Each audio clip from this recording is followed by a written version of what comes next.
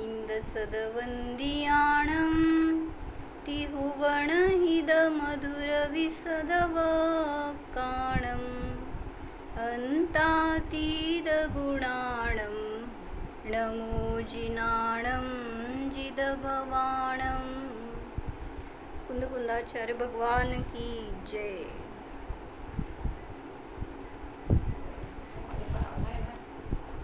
नाही, तिथं त्यांच्या जवळ आहे.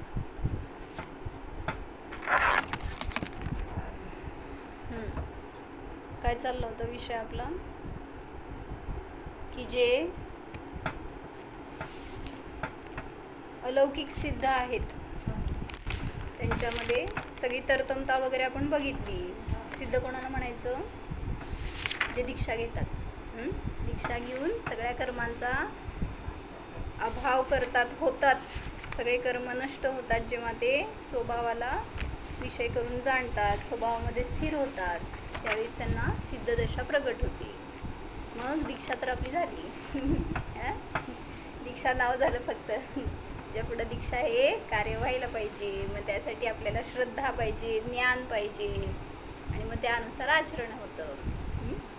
म्हणून त्यासाठी तर राहायचं, शिकायचं. शिकल्यावर कळतं सगळं काय तत्व आहे, का धर्म करायचा, असं इंटरेस्ट आहे का आपल्याला, काय काय असतं धर्मामध्ये, का धर्म करतात लोक, का दीक्षा घेतात, एवढं सगळं बाहेर इतके भोग असताना का सोडून त्यांना सगळं वैराग्य झालं? का झालं असेल? का झालं हो मा?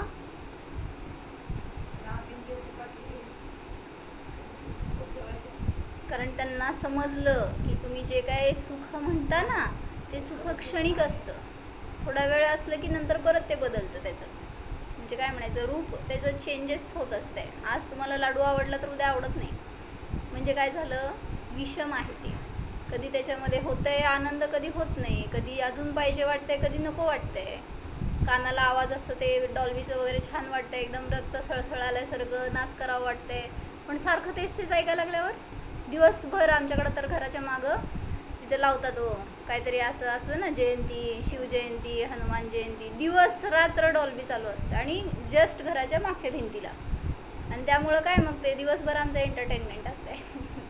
म्हणजे ते थोडा वेळ एंटरटेन होत असते, पण दिवसभर असं ते कर्कश आवाज नको वाटतो. मग म्हणजे काय झालं, एक विषय आनंद देतो वाटतो, तर तोच विषय परत दुःखदायी वाटतो. म्हणून इंद्रिय कधीही सुख देणारी नाही आहेत, कारण त्याच्यामध्ये सुख इंद्रियात नाही, विषयात नाही आहे, बहिरंगामध्ये नाही. मग त्यांना मिळालंय जो सुखाचा विषय काय आहे, म्हणून ते दीक्षित होतात, म्हणून त्यांना आनंद होतो, म्हणून वैराग्य होतं. मग त्याच्यासाठीच ते दिवसभर किंवा जीवनभर चिंतनामध्ये असतात, अनुभवनामध्ये असतात. म्हणून त्यांचा आनंद कोणी काढून घेऊ शकत नाही. तो कधी मिळाला, कधी नाही मिळाला असं नाही होऊ शकत. कधी आनंद आला, कधी दुःख झाला असं नाही होऊ शकत. म्हणून जी ओरिजिनल वस्तू आहे ती नियमाने आपल्याला सुख देणारी असते. म्हणून असा आपला स्वभाव आहे, तर त्याला जाणायला पाहिजे. परवा काय वाचलं होतं आपण, विजुका की जर कर्म बंधन अनादी आहे तर अनंत म्हणा.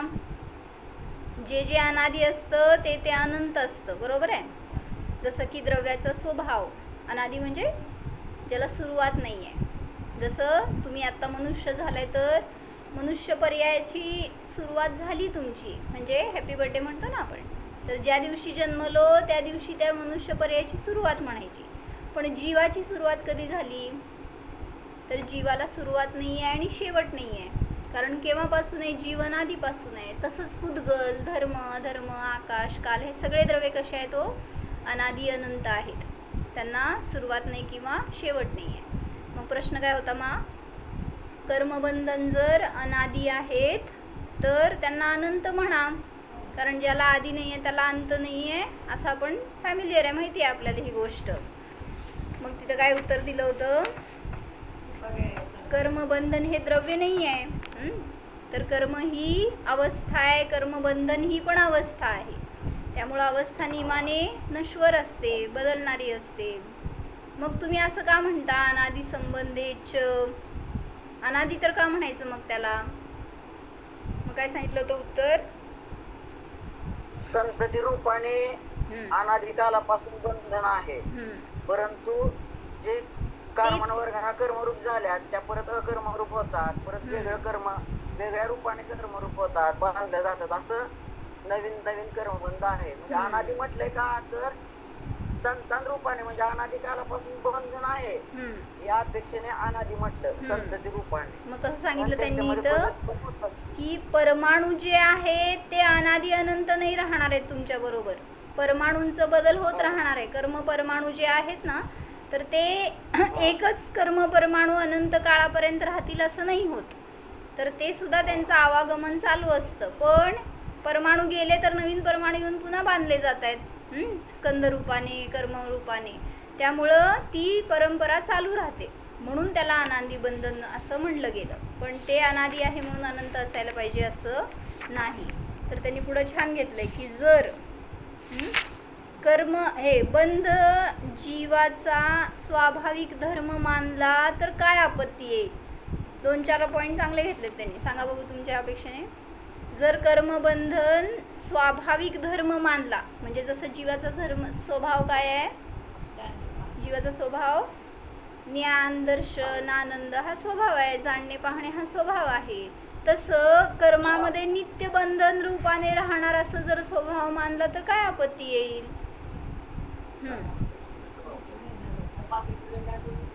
मोक्ष मिळणार नाही. अजून कर्म कधी जीवापासून सुटणारच नाही, कर्म कधी सुटणार नाहीत. अजून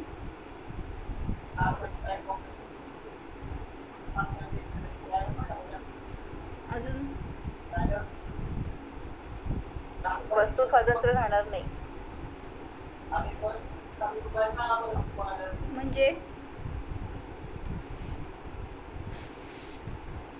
म्हणजे आपण त्या ॲस्पेक्टनी विचार केला नाही आहे, तसे छान घेतलेत बरं का पॉईंट आहे. मी वाचते.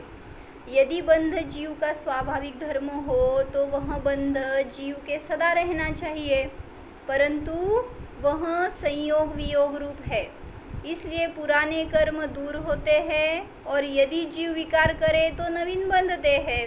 म्हणजे आवागमन चालू आहे, तेच कर्म अनादि अनंत राहत नाहीत. यदि बंध स्वाभाविक हो तो बंध से पृथक कोई मुक्तात्मा हो नहीं सकता. पहिलं सांगितलं काय, कोणी मुक्त होणार नाही. जर कर्म हा स्वभाव मानला तर काय समजलं सांग त्याच्यावरून. जर तू कर्मांच्या बंधनामध्येच नित्य राहशील तर कधी मुक्त होणार. मग कोण मुक्त होणार, कोणीच मुक्त होऊ शकणार नाही, सिद्ध होऊ शकणार नाही. पण असं तर नाही आहे, अनादिकाळापासून सिद्ध होत आहेत, म्हणजेच जे आलंय ते जाणार आहे. मग कर्म आलेत म्हणजे ते जाणार आहेत, पण जे आपल्या स्वभावात आहे ते कधी येत नाही, कधी जात नाही, आहे तसा राहतो स्वभाव. म्हणून सांगतायत की कर्म हे आगंतुक आहेत तर ते नियमाने नश्वर आहेत, म्हणून स्वभाव नाही. जर मानला तर मुक्त होणार नाही. पुनश्च यदि बंध स्वाभाविक हो तो जीवो में, मस्त घेतलं बरं का हा पॉईंट, परस्पर अंतर न दिखे. जर स्वभाव असेल कर्मबंधन तर जीवांमध्ये परस्पर सगळ्या जीवांमध्ये अंतर दिसणार नाही. म्हणजे काय सांगा, एक्सप्लेन करा. कोणी मुक्त संसारी असं असणार नाही. हां, कारण स्वभावाच्या अपेक्षेने सगळे समान आहेत. कारण जीवाचा स्वभाव ज्ञानदर्शन आहे, तर तू ज्ञानदर्शनवाला, मी ज्ञानदर्शनवाली आहे. तर आपल्यामध्ये काय डिफरन्स आहे, सगळे जीव रूपाने एका कॅटेगरीमध्ये आहे आपण स्वभावापेक्षेने. पण कर्मबंध अपेक्षेने सुद्धा जर समान म्हणलात तर सगळ्यांना एकाच कॅटेगरीमध्ये घ्यावं लागेल. न संसारी, न मुक्त, न त्रस, न स्थावर, न स्त्री पुरुष, न पुंसक, कुठले भेद राहणार हो. सगळ्या मार्गणांचा अभाव होईल, सगळ्या गुणस्थानांचा अभाव होईल. काय राहणार मागं तिथं, संसाराचा अभाव होईल. म्हणून तिथं परस्पर अंतर दिसणार नाही जर कर्मबंध हा स्वभाव मानला तर. काय म्हणताय, सर्वांचे पण एकसारखे कर्म असतील असं होईल. मग स्वभावच म्हटला ना त्याला, स्वभाव समानच आहे, एकसारखं म्हणजे वेगळं वेगळं काय राहणारच नाही त्याच्यामध्ये. जर स्वभाव मानला तर परस्पर अंतरच दिसणार नाही. जसं तुमच्या क्लासमध्ये काय करताय तुम्ही डिवायडेशन, कोणी फर्स्ट क्लासमध्ये आहे, कोणी सेकंड क्लासमध्ये पास होत आहे, कोणी कमी जास्त मार्काने वगैरे. मग हे डिफरन्स दिसतंय म्हणजेच काय सांगायचं आहे, त्याच्यामध्ये अंतर आहे. जर सगळे समान असतील तर कोणाचा फर्स्ट रँक काढणार, कोणाला नापास करणार? सगळ्यांनाच करावं लागेल. म्हणून असं तर नाही आहे. सगळ्या फील्डमध्ये बघतो आपण, सगळीकडं कमी जास्तपणा, अंतर वगैरे दिसून येतं. हे सगळं त्या कर्मांच्या अपेक्षेने आहे. म्हणून कर्मबंध हा स्वभाव नाही हे सिद्ध केलं. काय सांगा, पहिलं पॉईंट काय सांगितलं? कोणी मुक्त होणार नाही. दुसरं सांगितलं परस्पर अंतर दिसणार नाही, म्हणजे सगळे जीव समान होऊन जातील स्वभाव अपेक्षेने जसं असतात तसं. पुढं भिन्न कारण के बिना, तिसरं सांगतायत, भिन्न कारण के बिना एक जाति के पदार्थों में अंतर नहीं होता. भिन्न कारण के बिना कार्य में अंतर नहीं होता असं म्हणा. कारण भिन्न आहे तर कार्य भिन्न दिसून येत आहे. मग कार्य तर तुम्हाला भिन्न दिसतंय इथं, मग कारण एक कसं म्हणायचं? म्हणजे जर कर्मबंध हा स्वभाव मानला तर ते कारण झालं आणि ते सगळ्यांचं समान म्हणजे एक रूप आहे असं म्हणावं लागेल. आणि कार्य तर भिन्न भिन्न दिसतंय, मग जिथं कारण भिन्न आहे तिथं कार्य भिन्न दिसणार. जर कार्य भिन्न आहे तर त्याच्यावरून सिद्ध झालं की ते कारण पण वेगळं वेगळं असतं. जसं घट हे कार्य आहे, कशापासून बनवलं? मातीपासून. मग मातीला म्हणायचं कारण. मग वेगळ्या वेगळ्या रंगाची माती असेल तर वेगळ्या वेगळ्या रंगाचे घट होतील. मग तसं कर्मबंध प्रत्येकाचे वेगळे वेगळे आहेत, म्हणून तुम्हाला तिथं वेगळं वेगळं रूपाने कार्य दिसून येतं. कोणाचं मती कमी आहे, कोणाची जास्त आहे, कोणाचं सुंदर रूप आहे, कोणाचं कुरूप आहे, सगळ्या अपेक्षेने वेगळ्या वेगळीकडं आपल्याला भिन्नता दिसून येते. म्हणजेच कर्मबंधन हे स्वभाव नाही. सांगा 3 काय काय सांगितले? कोणी मुक्त होणार नाही. सांग दुसरं काय?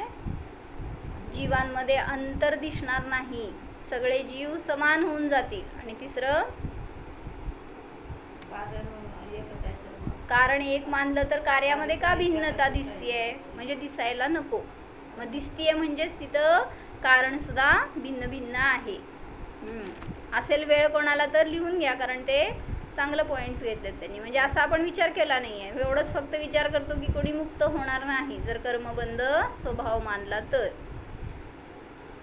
पुढं भिन्न कारण के बिना एक जाति के पदार्थों में अंतर नहीं होता, किंतु जीवों में अंतर देखा जाता है. इसका कारण यह है कि जीवों का लक्ष्य भिन्न भिन्न परवस्तु पर है.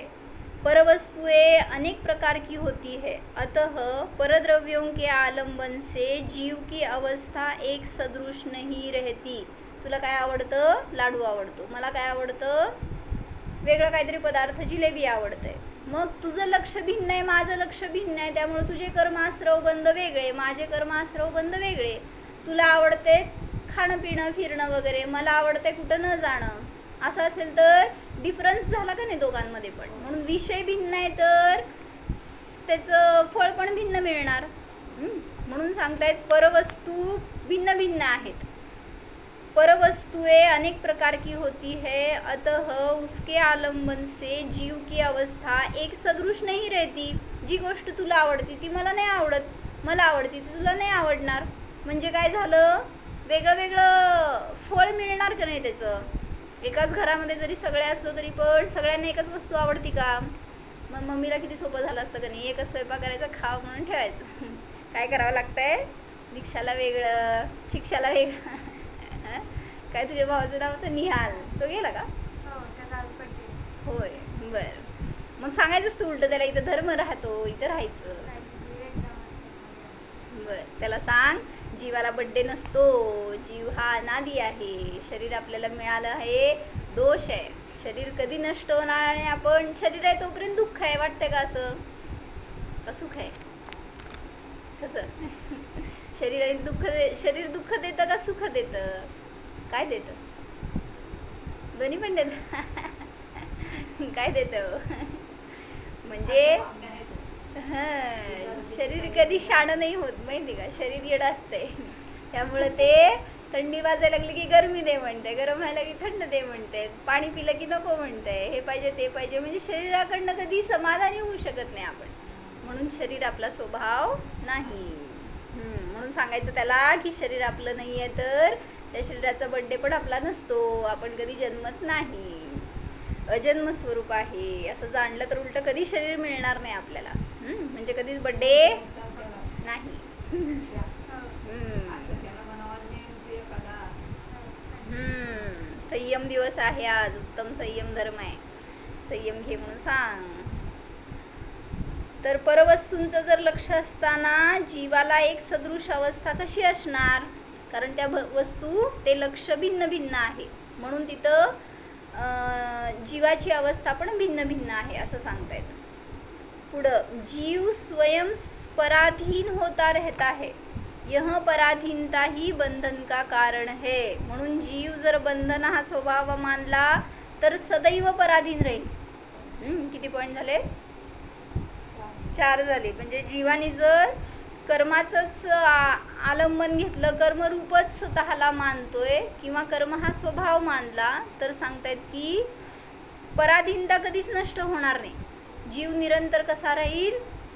पराधीन. म्हणजे पराच्या अवलंबनानेच आपलं जीवन मानेल, सुख मानेल. त्यांनी नसेल तर मी जगूच शकत नाही. जसं पत्नीला वाटतं पती म्हणजे आपला आधार आहे, त्याच्याशिवाय आपण जगूच शकत नाही. आणि एखाचं निधन झालं तर दुसऱ्याला काय वाटतं, मग जगतो का मरतो तो? म्हणजे जर पती मेला तर पत्नी जगतीये, पत्नी मेली तर पती जगतीये. मग आधार होता का आजपर्यंत? म्हणजे भ्रम कसा आपलं ठेवतो आपण. आई वडील आहेत तर मला सुरक्षा आहे, त्यांच्या अधीन मी आहे. आई वडील नसताना आता बाहेर शिकायला गेल्यावर एकटे राहिल्यावर राहतो का नाही? मग त्यांची अधीनता नाही आहे आपल्याला, आपण मान्यतेतून आहे फक्त की त्यांचा आधार आहे म्हणून. तुला रोग झाला समज, जरी आई वडिलांच्या बरोबर आहेस आत्ता घरामध्ये, तरी सुद्धा असाध्य रोग झाला, त्रास होतोय. जसं मला अपेंडिक्सचा त्रास झाला होता बरं का, तेव्हा मी 6th क्लासमध्ये होते आणि इतक्या वेदना व्हायच्या 1993 मध्ये, बरोबर महाराजांचा अंतिम दिवस होता ना, तेव्हा माझं ऑपरेशन झालं. म्हणजे त्याच दिवशी म्हणा, त्याच्या आदल्या दिवशी का त्या दिवशी, असं 10 मार्च 1993 साली. आणि तर त्याच्यामध्ये म्हणजे इतक्या वेदना होत्या ना, आणि मग सगळे जवळ होते की पण माझ्या वेदना कोणच घेत नाही होय. म्हणजे मला वेदना शांतच होत नव्हत्या. काय करणार? इतकं पोट दुखायचं, काय खायला प्यायला येत नव्हतं, चालायला नको वाटायचं. शाळा बंद केली मी तेव्हा. आणि मग सगळे टेस्ट झाले तर काय त्यातनं निघेच ना. मग शेवटी कळालं की ते अपेंडिक्स असेल म्हणल्यावर मग ॲडमिट केलं, ऑपरेशन केलं, सगळं झाल्यावर मग त्या दिवशी सगळे गेले होते कुंथलगिरीला. आणि घरामध्ये हॉस्पिटलमध्ये माझ्याजवळ माझे आजोबा होते एकटेच. आणि मी विचारते कुठं गेले सगळे, का नाही आले? तर मला आपलं सांत्वना करतायत, घरी आहेत, यायलेत, स्वयंपाक करतायत, असं वगैरे जेवतायत. मला काहीच माहीत नाही महाराजांचं. आणि मग नंतर कळाल्यावर मला इतकं दुःख झालं की आपण नाही जाऊ शकलो तिथं. पण मला असं नाही वाटलं की हे सगळे का गेले, सगळे गेले होते तिथं. म्हणजे आपल्याला आपलं दुःख जेव्हा खूप मोठं वाटतं ना, त्यावेळेस वाटतं की सगळ्यांनी त्याचं वाटून घ्यावं, जवळ राहावं, काहीतरी. बरं आहे का गं तुला असं म्हटलं तरी सुद्धा रोग कमी झालेला असतो. होय की नाही? नाहीतर कोण विचारलंच नाही तर एवढासा रोग सुद्धा एवढा मोठा झालेला असतो. कशासाठी सांगितलं?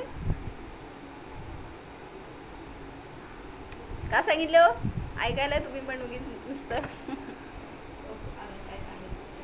हा, पराधीन आणि पराधीन चाललंय ना, पराधीन अपेक्षा पराची. हा, मग काय सांगत होते त्याच्यावरनं? काय त्याच्यावरून आपण इतकं पराधीन होऊन राहिलोय, पण आहे स्वतंत्र असं सांगायचं. तेव्हा वाटलं ना, म्हणजे वेदना व्हायला लागल्यावर वाटलं ना की हे सगळे बरोबर आहेत, आपल्याला वेदना कमी होतील किंवा ते काहीतरी करतील इलाज, पण काय करू शकतात?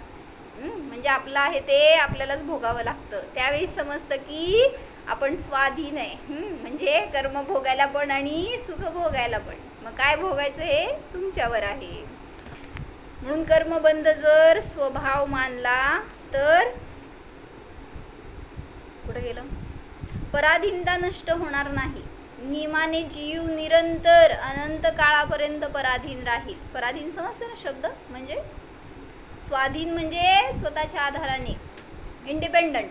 आणि पराधीन म्हणजे अंडर डिपेंडन्सी, दुसऱ्याच्या अंडर राहणार आपण, काहीतरी कमांडमध्ये राहणार, कोणी आपल्याला गाईड करणार तरच आपण काम करणार. आणि स्वतंत्र त्यांनी धंदा करणारा असतो ना, स्वतंत्र असतो. नोकरी करणारा असतो तो पराधीन असतो. बॉसने सांगितलं उठावं लागतं, बसावं लागतं, यावं लागतं, जावं लागतं, नको जाऊ म्हणलं की बसावं लागतंय रात्री 12पर्यंत. म्हणून पराधीनता कधीही सुखाचं कारण नसते. मग जीव कर्मबंधन हा जीवाचा जर स्वभाव मानला तर पराधीनता नष्ट होणार नाही. तुम्ही कधीही स्वाधीन सुखी होऊ शकणार नाही. जैसे बंधन स्वाभाविक नहीं उसी प्रकार वह आकस्मिक भी नहीं है, अर्थात बिना कारण के उसकी उत्पत्ति नहीं होती. कर्मबंधनाची उत्पत्ती का झाली?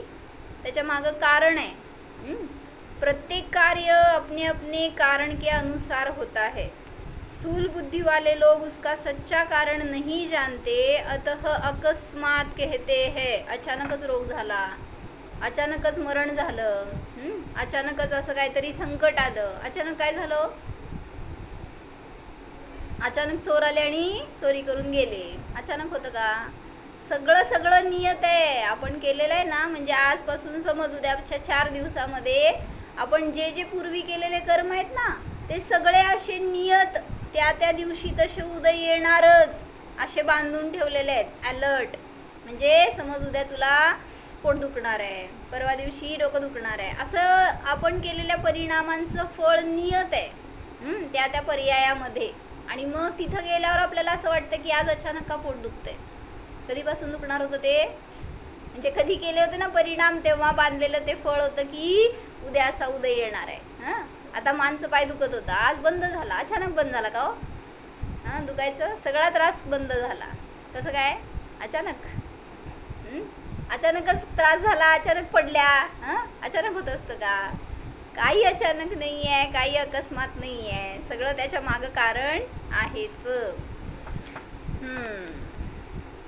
स्थूल बुद्धी वाले लोग उसका सच्चा कारण नहीं जानते. मग ज्याला कोणाला ज्ञान नाही आहे तो काय करतोय? दुसऱ्याला कारण मानतो, पराला दोष देतो. जे काय हानी झालंय, नुकसान झालंय, काय जर त्रास होत आहे त्या सगळ्याचं कारण दुसऱ्याला लावतो आपण. जसं मागे एकदा सांगितले होते की एक मुलगा होता माताजींकडाला प्रतिक्रमणाला.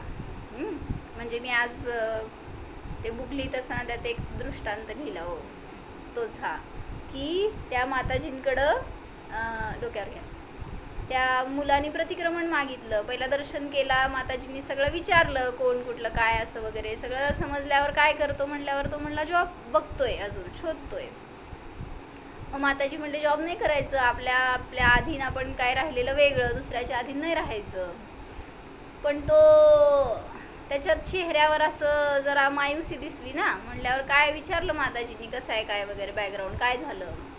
मग त्याच्या अंतरंगात इतका क्लेश होता ना आईवडिलांविषयी की माझ्या आईवडिलांनी मला कधी सुख दिलं नाही, आईवडिलांनी मला कधी पैशासाठी सतत कारणं असायची. म्हणजे भोगायला लागतात ना तुम्हाला कॉलेज म्हणल्यावर, काय एन्जॉयमेंट करायचं, पैसे द्या म्हणलं की पॉकेट मनी बिनी आमच्या काळात तर कायच नव्हतं. कुठनं तर 4 रुपये 5 रुपये ते भाजी बिजी आणायचं, त्यातलं राहिलेले पैसे घेऊन जायचे कुठं तर. घरातलं चिवडा बिवडा खावा. आजकाल त्यांना काय चालत नाही ना तसलं. बरोबर. अहो ते मित्र मैत्रिणींबरोबर त्यांना बाहेर जायचं असतं, काहीतरी एन्जॉय करायचं असतं. काय काय करता? ठीक आहे म्हणते बघा.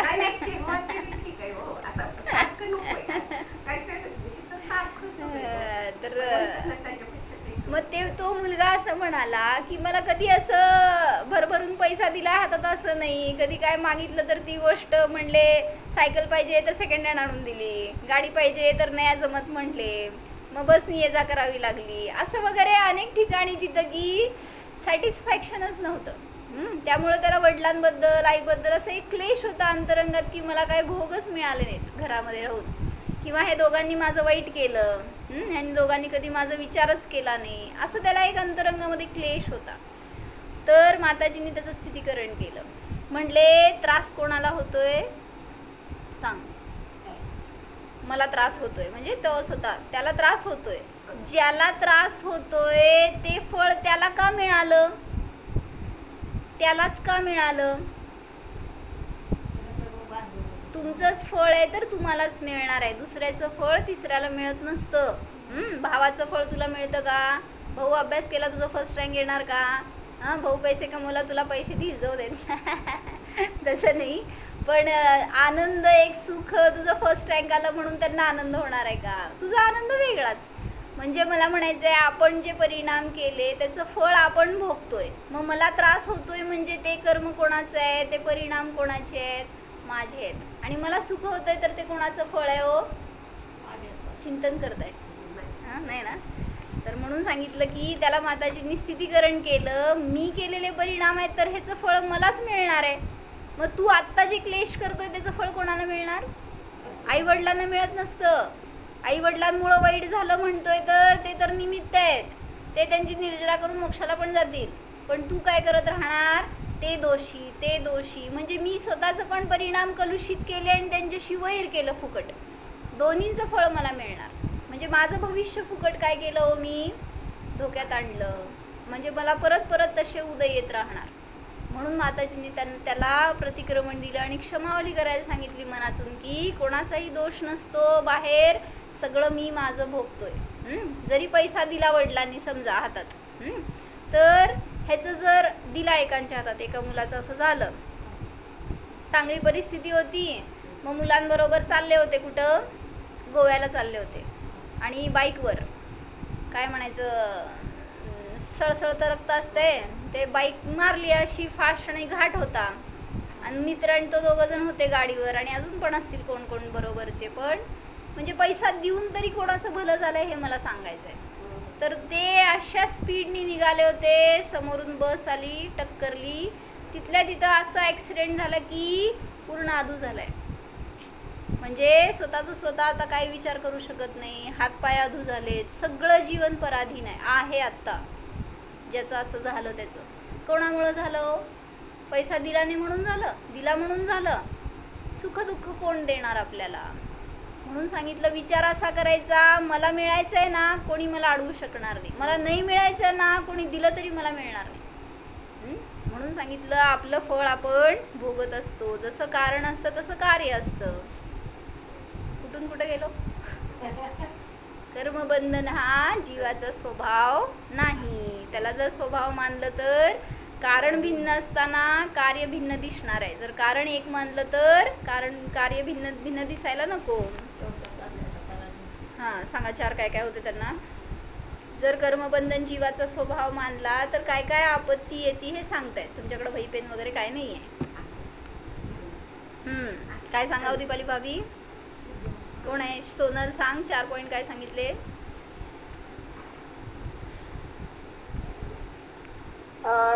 पहिल्यांदी मुक्तात्मा मुक्त होणार नाही, दिसणार नाही, म्हणजे कोणी मुक्त दिसणार नाही. बरोबर. दुसरं कारण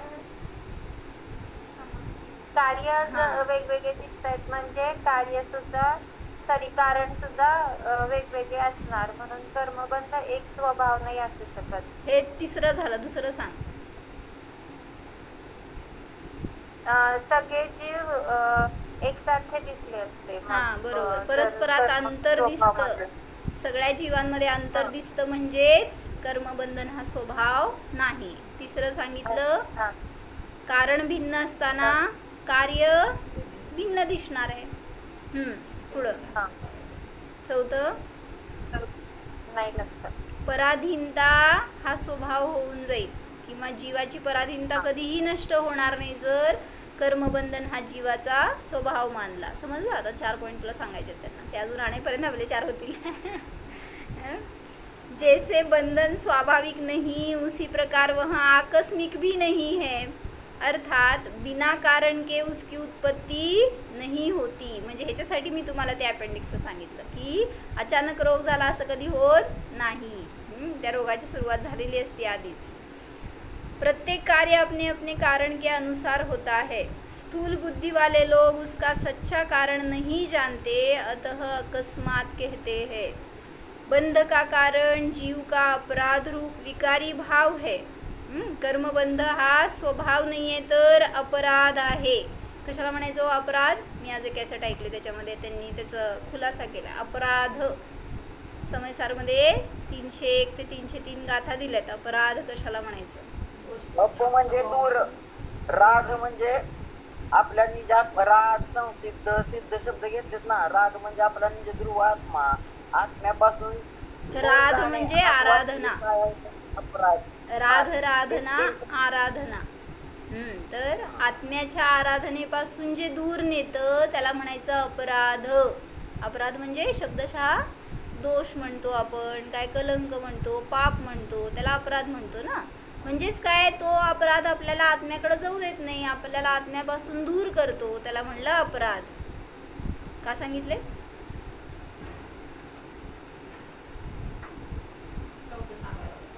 का सांगितलं अपराध का सांगितले? हाँ, बंध का कारण जीव का अपराध रूप विकारी भाव है. हाँ, हे सांगत होते की कर्मबंध हा स्वभाव नाही आहे, उलटा अपराध आहे. आणि उलट अपराधाच्या विरुद्ध स्वभाव असतो. म्हणजेच कर्मबंध हे स्वभावाच्या विरुद्ध आहेत, म्हणून ते काय स्वभाव नाही. जीव के विकारी भाव में तारतम्यता देखी जाती है, इसलिए वह क्षणिक है. हे एक सांगितलं. कर्मबंध हा जीवाचा स्वभाव का नाही? कारण तो क्षणिक आहे. अतः उसके कारण से होने वाला कर्मबंध भी क्षणिक है. आणि जे स्वभाव असतं ते क्षणिक नसतं. क्षणिक म्हणजे क्षणिक, समजतं? क्षणिक म्हणजे स्थिर न राहणारं, कायम शाश्वत न राहणारं क्षणिक म्हणायचं. सांग, मनुष्य बरेच कायम आहे का क्षणिक आहे? क्षणिक आहे ना. म्हणजे मरणार आहे ना तू. मग आता भीती वाटते का त्याची? आपल्या डोळ्यासमोर दुसरं कोणी मरायला लागलं तर आपण का रडतो, का दुःख करतो? माहिती आहे ना. मग मनुष्य बरे नष्ट होणार आहे, त्याच्यात काय दुःख करायचं? पण तिथं आपल्याला ते आठवत नाही. काय करतो आपण? ते मरायला म्हणून नाही दुःख होत. म्हणून एक छान वाक्य दिलं होतं त्यांनी. माझ्याकडे ते वाक्य आहे का बघते.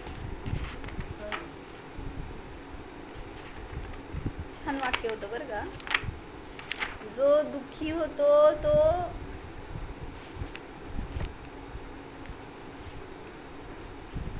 पाहिजे त्यावेळेस मिळत नसतं असं काय.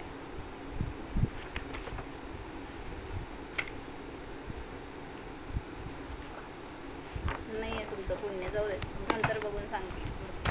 म्हणजे सांगायचं काय होतं त्याच्यामध्ये त्यांनी की जगात तर अनेक जण मरतात, पण त्यांचं दुःख नाही होत तुम्हाला. पण घरातला जीव कोणी मेला तर तुम्ही दुःखी होता. म्हणजे मृत्यू हे दुःखाचं कारण नाही आहे, तर मोह हे दुःखाचं कारण आहे, असं त्यातून सांगितलं. काय कळलं? कोणी मेलं म्हणून रडत नाही तुम्ही, त्याच्या मागचा मोह असतो ना, तो रडवतो आपल्याला. मग तेच चुकीचं आहे. म्हणून सांगतायत की जसं मरण हा स्वभाव नाही आहे, तसंच कर्मबंध हा सुद्धा स्वभाव नाही. म्हणून मनुष्य पर्याय क्षणिक आहे तर ती नष्ट होणार आहे, उत्पन्न झाली आहे तर त्याला मरण येणार आहे. म्हणून जीवाला मरण नाही आहे, पण कुठली पर्याय असेल तर ती नियमाने संपणारी आहे. अतः उसके कारण से होने वाला कर्मबंध भी क्षणिक है. तारतम्यता सहित होने से कर्मबंध शाश्वत नहीं है. शाश्वत और तारतम्यता इन दोनों के शीत और उष्णता की तरह परस्पर विरोध है. स्वभाव असतो तो कायम आहे, शाश्वत आहे, आणि कर्मबंधन आहेत त्यांच्यामध्ये तरतमता दिसून येते. तुझी एक मैत्रीण हुशार आहे, एक मैत्रीण ढ आहे, तू कशी आहे? त्यांच्यातलीच आहे, मधली आहे. म्हणजे असं का? मग आपण सगळे मैत्रिणी एकत्र आहे, समान आहे, तर सगळ्यांना समान ज्ञान असायला पाहिजे का? कमी जास्त? मग कमी जास्त पण आहे म्हणजेच तरतमता आहे. प्रत्येकाचे कर्म वेगळे वेगळे आहेत. तारतम्यता का कारण क्षणभंगुर है. जिसका कारण क्षणिक हो वह कार्य शाश्वत कैसे हो सकता है. म्हणून जर कारण क्षणिक आहे तर कार्य सुद्धा क्षणिक असतं. काय कारण आणि काय कार्य?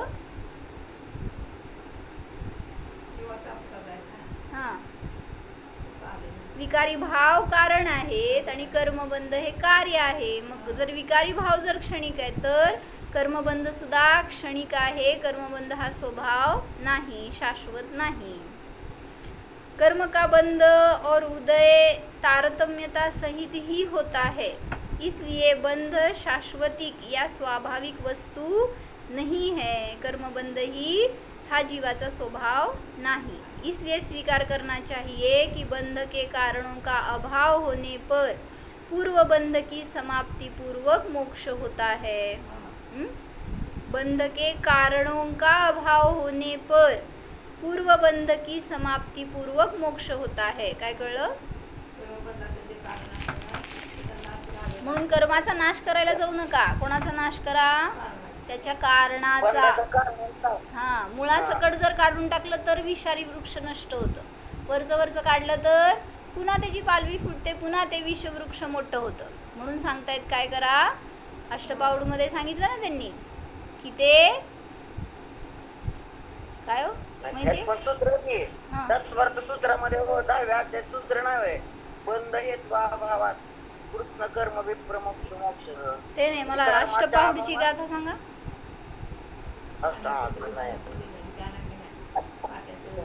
हा बरोबर, ते पण आहे. चाणक्याचं उदाहरण आहे म्हणते, सांगा बघू. चाणक्याचे गुरु का? ते चाणक्यच होता. रस्त्यावरनं चालला होता आणि तिथं काट्याचं झाड होतं रस्त्यात आणि त्या शिष्यांना सांगितलं होतं तुम्हाला जायचंय तिकडनं. मग सगळे शिष्य आपलं ओलांडून दुसऱ्या रस्त्याने असं तसं गेले आणि हा गेला आणि त्यांनी काय केलं? ते काटे तर काढलेच, पण त्याच्या आधी त्यांनी त्या झाडाला मुळासकट काढलं.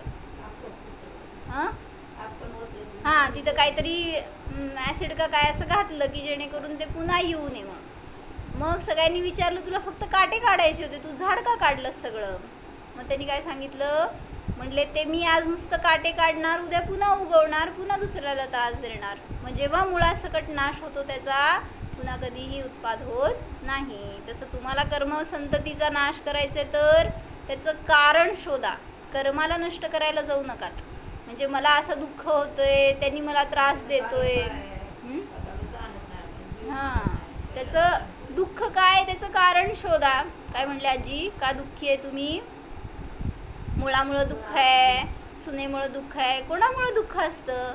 दुःख देणारे ते कोण नाहीत. मी विचार करतो ना, ते विचार मला दुःख देतात. मग त्या विचारांना बदलायचं. मग ते विचार त्यांच्याशी अटॅच करतोय ना, ते सोडा आणि स्वतःशी अटॅच करा. मग जो स्वतःला जाणतो तो सुखी होतो. मी त्यांच्यापासून भिन्न आहे, त्यांचं त्यांना उदय मिळणार आहेत. आपण थोडी त्यांना दिल्यावर ते सुखी होणार आहे आणि नाही दिलं तर दुःखी होणार आहेत. त्यांचं असेल भवितव्य मिळणार, ते सुखी होणार. नाही मिळायचं असेल तर काही केलं तरी सुद्धा मिळणार नाही. म्हणून सांगितलं काय करा? कर्मबंधन हे भिन्न आहेत, म्हणजे स्वभाव नाही असं जाणा, तर त्याचा नाश सहज होऊ शकतो. झालं की पूर्ण झालं. सांगा, रिपीट करा आता.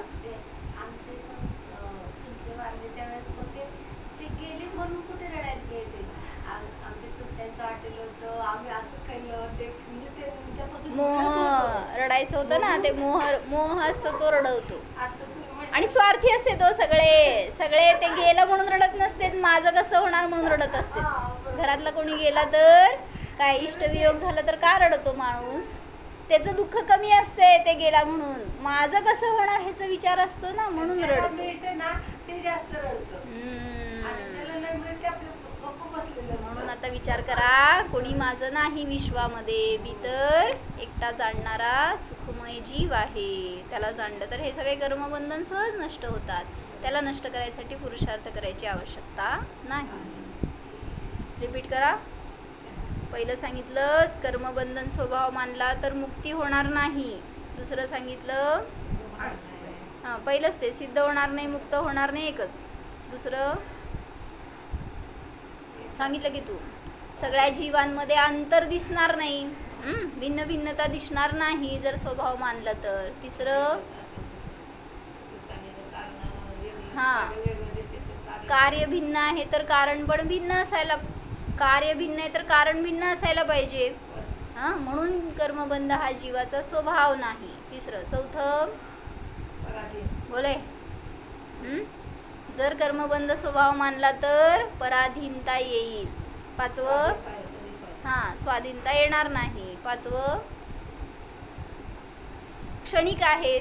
कर्मबंध हे क्षणिक आहे, जीवाचा स्वभाव तर शाश्वत आहे. म्हणजे क्षणिक असतं ते शाश्वततेचं कारण नसतं आणि शाश्वत आहे क्षणिकचं कार्य नसतं. म्हणून सांगितलं की आपला स्वभाव कसा आहे हो, कर्मबंध स्वभाव नव्हता, नाही, नसणार. आपण तर कर्मापासून भिन्न जाननहार जीव आहे असं जाणा.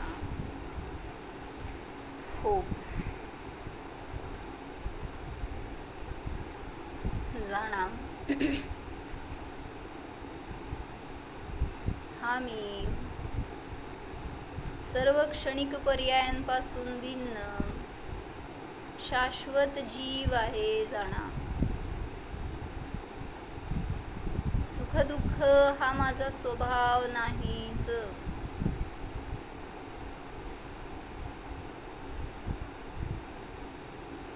कर्मबंधन कर्ममुक्ती हा माझा स्वभाव नाहीच. हा मी तर आश्रव बंधाने रहित निराश्रव निर्बंध जीव आहे. सदैव मुक्तच आहे, स्वाधीन आहे जाणा. मी कर्माच्या स्वाधीन नाहीच. कर्म भिन्न द्रव्य आहे, मी तर त्याला जाणणारा जीव भिन्न आहे.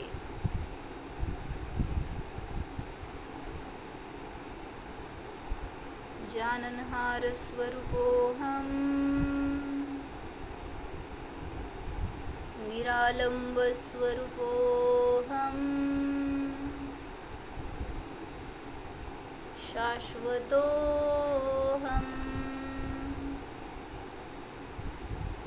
ओम